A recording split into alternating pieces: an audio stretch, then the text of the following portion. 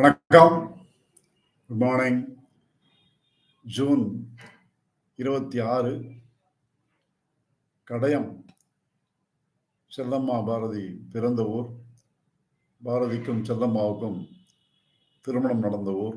அந்த ஊரிலே சேவாலயா நிறுவியிருக்கிற பாரதி செல்லம்மாள் திருவுருவச் சிலைகள், அதனோடு இருக்கக்கூடிய மண்டபம், அங்கெல்லாம் சேர்ந்து இருக்கிறோம். பாரதியார் குடும்பம், செல்லம்மாள் குடும்பம் எல்லோரும் இந்த திருமண விழாவை நடத்தி வைக்க இங்கே வந்திருக்கிறார்கள். நாளை பாரதிக்கும் செல்லம்மாளுக்குமான 127வது திருமண நாள். வருடம் சேவாலயா விமரிசையாக இந்த திருமண நாளை கொண்டாடி வருகின்றோம். கடையத்திலேயே கொண்டாடி வருகின்றோம்.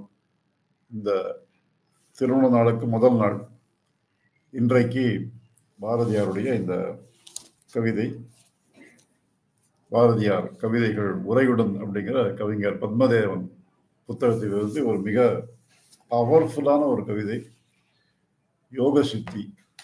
இந்த கவிதை கரெக்டா இந்த திருமணத்துக்கு பொருத்தமாக இங்கே வந்து சேர்கிறது. பாரதியாருடைய கவிதையிலே, பாரதியார் கவிதைகளை படித்தவர்களுக்கு இது மிகவும் பிரபலமான ஒரு கவிதை. சினிமாலாம் வந்தது கிடையாது, அதனால ரொம்ப தெரியாது இந்த கவிதையை பற்றி. ஆனால் இதில் ஒரு ஸ்டான்ஸா ரொம்ப ரொம்ப பிரபலம். நிறைய பேர் மேடையில் கோட் பண்ணுவாங்க. அந்த ஸ்டான்ஸா வரும்போது அதை பார்க்கலாம். இது வந்து காடி கிட்ட வந்து டிமாண்ட் பண்றாரு பாரதியார். கொடுக்க போறியா இல்லையா, நீ நான் கேட்கறத கொடுத்தாகணும், நீ உன் வேலை அதுதானே, எதுக்கு நீ ஒரு கடவுள்னு இருக்க, வரம் கேட்டா கொடுக்குதானே நீ இருக்க, அப்புறம் என்ன வேலை உனக்கு, ஏன் கொடுக்க மாட்டேங்கிற அப்படின்னு சண்டை போடுறாரு. அந்த மாதிரி ஒரு வீரத்தோடு மிகவும் கம்பீரமாக எழுதப்பட்ட ஒரு கவிதை. அந்த கவிதை பாரதியினுடைய திருமண விழாவிலே சேர்த்து படிக்கிற ஒரு பாக்கியம் கிடைத்திருக்கிறது. இந்த கவிதையை பார்க்கலாம். கொஞ்சம் நீளமான கவிதை, ஒரு 2-3 நாள் சேர்ந்து பார்க்க வேண்டியதாக இருக்கும். யோக சித்தி அப்படிங்கிற ஒரு கவிதை. இதுக்கு வரம் கேட்டல் அப்படின்னு ஒரு தலைப்பு வச்சிருக்காங்க. வரம் கேட்டதுனால வரம் டிமாண்ட் பண்றது, வரம் கொடுத்தாகணும்னு கேட்கறது, அந்த மாதிரி கேட்கறது. விண்ணும் மண்ணும் தனியாலும் எங்கள் வீரை சக்தி நினைதருளே, என்றன் கண்ணும் கருத்தும் எனக் கொண்டு அன்பு கசிந்து கசிந்து கசிந்து உருகி நான் பண்ணும் பூசணைகள் எல்லாம் வெறும் பாலைவனத்தில் இட்ட நீரோ, உனக்கு எண்ணும் சிந்தை ஒன்று இல்லையோ, அறிவில்லாத அகிலம் அளிப்பாயோ. அறிவில்லையா உனக்குன்றார் காளியை பார்த்து. அந்த மாதிரி கேட்கக்கூடிய ஒரு ரொம்ப ஸ்ட்ராங்கான கவிதை. இந்த வானம், இந்த பூமி எல்லாத்தையும் ஆட்சி செய்து கொண்டிருக்கிறாய், தனி ஆளும், ஒற்றை தலைமை, வேற ஆள் கிடையாது, தனி ஆளும் தான், நீ மட்டும்தான். உன்னுடைய ஒரே ஒரு ஆள் தலைமையின் கீழே இந்த மொத்த வானப்பரப்பும் இந்த பூமி பரப்பும், முன்னாடி கவிதையில் தான் பார்த்தோம், இதெல்லாம் எல்லையே கிடையாது. எல்லை இல்லாத பிரம்மாண்டமான இந்த பிரபஞ்சம், இது மொத்தத்துக்கும் நீ ஒற்றை தலைமை, நீ ஒரு ஆள் தான் இருந்து ஆட்சி புரிந்து கொண்டிருக்கிறாய். அந்த மாதிரி ஆளு நீ. எல்லாமே உன்னுடைய அருள் தான், நடப்பது எல்லாமே உன்னுடைய அருள் தான். அதனால உன்னை வந்து என்னுடைய கண்ணா நினைச்சிட்டு இருக்கேன். என்னுடைய கருத்து, நான் நினைப்பதெல்லாம், நான் நினைக்கிற விஷயங்கள் எல்லாம் எல்லாமே உன்னை பத்தி தான். அந்த மாதிரி எப்ப பாரு காடி உபாசனை இதை நான் பண்ணிட்டு இருக்கேன். வெறும் நினைக்கிறது மட்டும் இல்லை, என்னுடைய மனதில் இருக்கக்கூடிய அன்பு கசிந்து கசிந்து கசிந்து உருகிங்கிறாரு. கூட 3 வாட்டி போடுறாரு. அன்பு அப்படியே கசிந்து உருகுகிறது என்கிட்ட இருந்து காளியின் மீது. எல்லாம் சேர்ந்து நான் உனக்கு பூஜை செஞ்சுட்டே இருக்கேன். காளிக்கான பூஜை, பூசணைன்னு போட்டுக்காருங்க. இந்த பூஜை எல்லாம் பண்ணிட்டே இருக்கிறேன். இது எல்லாமே என்ன, நீ சும்மா உட்காந்துருக்க, ஒரு வாரம் கொடுக்க மாட்டேங்கிற. அப்ப நான் பண்ற பூஜை எல்லாமே என்ன ஆயிட்டு இருக்கு, பாலைவனத்தில் இட்ட நீரோ, பாலைவனத்தை கொண்டு போய் தண்ணியை கொட்டி தான் என்ன ஆகும், அப்படியே அது ஃபுல்லா உள்ள இழுத்துக்கும், ஒன்றும் அதில் பயிர் கீரெல்லாம் வராது. இந்த மாதிரி வேஸ்டா போயிட்டு இருக்க உங்ககிட்ட வந்து நான் பக்தி பண்றது எல்லாமே. உனக்கு எண்ணம் சிந்தனை ஒன்று இல்லையோ, ஐயோ யோசிக்க மாட்டியா, நீ இவ்வளவு பெரிய ஆள் ஆச்சு, நீ உனக்கு யோசனையே கிடையாதா? ஒரு ஆள் இப்படி போட்டு உனக்காக உருகுறானே, உனக்காக இவ்வளவு பூஜை பண்றானே, இப்படி வரம் கேட்டு கெஞ்சிட்டு இருக்கானே, இந்த கெஞ்சலுக்கெல்லாம் பதில் சொல்லணும்ன்ற எண்ணம் கொஞ்சமாவது இருக்கா உனக்கு சொல்லி, அறிவில்லாத அகிலம் அடிப்பாயோன்னு ஒரு அறிவே இல்லையா உனக்கு? இவ்வளவு பெரிய அகிலம் படைச்சிருக்கியே, அறிவு இல்லாமையா பண்ண? உனக்கு அறிவு இருக்குல்ல, உனக்கு அறிவு இருந்தா உனக்கு தெரியணும்ல, ஒரு பக்தன் உன்னை கேட்கறான்னு சொன்னா கேட்கறத கொடுக்கணும்னு தெரியவானாமா உனக்கு? இவ்வளவு ஸ்ட்ராங்கா கேட்கிறார். நீயே சரணம் என்று கூவி என்ற நெஞ்சில் பேர் உறுதி கொண்டு அடி தாயே எனக்கு மிக நிதியும். என்ன கேட்கிறாரு இவர்? என்ன வரம் கேட்கிறார்? எனக்கு மிக நிதியும் அறந்தன்னை காக்கும் ஒரு திறனும் தருவாயே என்று பணிந்தேத்தி பலவாறாக நினது புகழ் பாடி வாய் ஓயே நாமல் உணராயோ நினது உண்மை தவறுவது ஒரு அழகோ.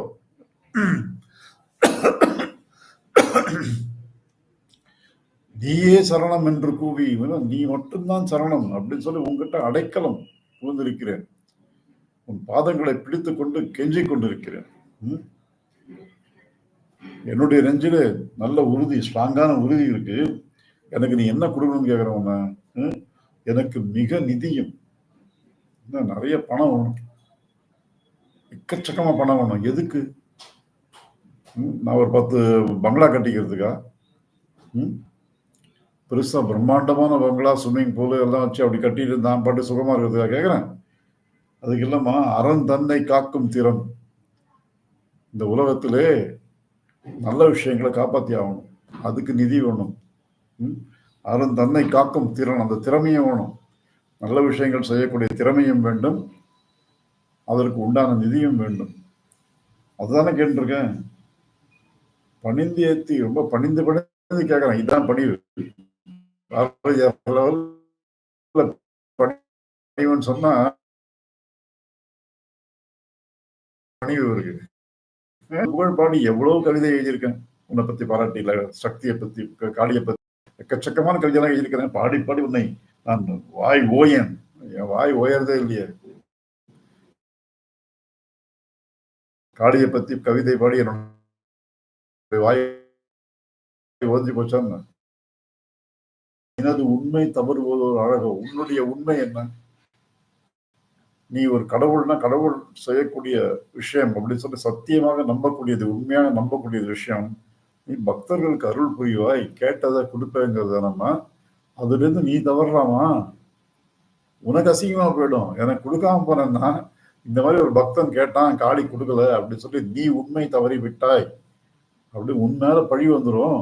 அதுக்காவது கொடுக்க மாட்டியா அப்படின்னு கேட்கிறாரு. காளி வரிய சாமுண்டி ஓங்கார தலைவி என்றாணி பல நாள் இங்கனை அழைக்கலாமோ உளம் நாடும் பொருள் அடைதற்கன்றோ முதல் தாளில் விழுந்த அபயம் கேட்டேன் அது தாராயனின் உயிரை தீராய் துன்பம் நீடில் உயிர் தரிக்க மாட்டேன் கரு நீடு என் இயல்பறியாயோ.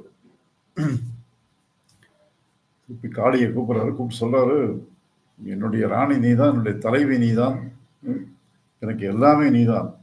அப்படி இருக்கும்போது பல நாளா என்ன அலக்கழிச்சிட்டு இருக்கியம்மா, கேட்டா கொடுக்க மாட்டேன்றிய.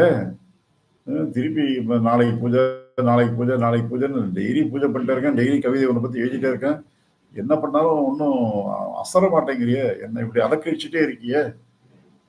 உள்ளம் நாடும் பொருள் அடைதற்கன்றோன்றது. எனக்கு ஒன்று வேணும்னு நான் நினைச்சிட்டேன்னா அது கடைசிதானே ஆகணும். எனக்கு வேணும்னு நினைச்சா கடைசிதானே ஆகும் இல்லையா? நான் என்ன கேட்கிறேன், மதர் தாள் விழுந்து அபயம் கேட்டேன், அவ்வளவுதான் கேட்கிறேன். உன்னுடைய மதர் போன்ற தாள் பாதங்கள் அதை பிடிச்சிட்டு எனக்கு அபயம் கொடுன்னு கேட்கிறேன். என்னை உன்னுடைய தாசனாக ஏற்றுக்கொள், அவ்வளவுதான், வேற ஒன்றும் கேட்கல நான். அது தாராயனில் உயிரை தீராய், அது கொடுக்காம எப்படி என்னோட உயிர் போகும்? துன்பம் நீடில் உயிர் தரிக்க மாட்டேன், நானே இருக்க மாட்டேன். இந்த மாதிரி துன்பம் என்ன நீ பண்ணிட்டே இருந்தேன்னு சொன்னா, கேட்கறது கொடுக்காம இருந்தேன்னு சொன்னாக்க நான் அப்புறம் உயிரோட இருக்க மாட்டேன்.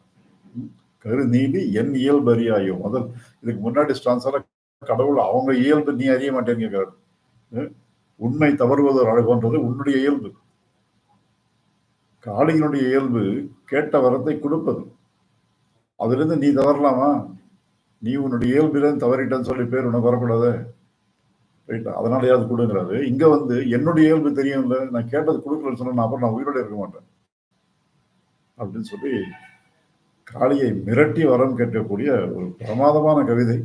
காளி பயந்து போயிருப்பார் இந்த கவிதையை கேட்டு. அதோடைய முதல் ஒரு 3 ஸ்டான்ஸா மட்டும் பார்த்துருக்கோம். அடுத்த ஸ்டான்ஸா நாளை பார்க்கலாம். நன்றி.